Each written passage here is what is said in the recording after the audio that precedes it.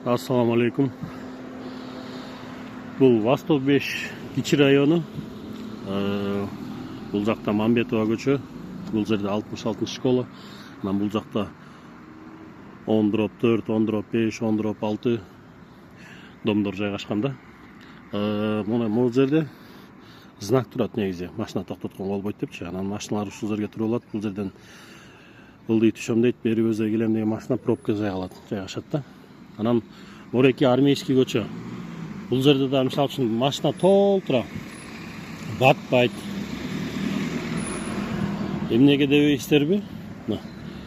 Бұл жакта бир полосанын полный эле машиналар эмет болгон. Анан ушул домдо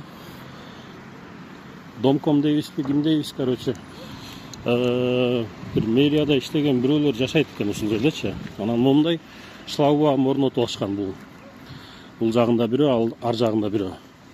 Анан бул шлагбаумду орнотуп алып, ар бир бул жакта жашагандардан 1,5 миң сомдон акча чогултуп ачышка депчи.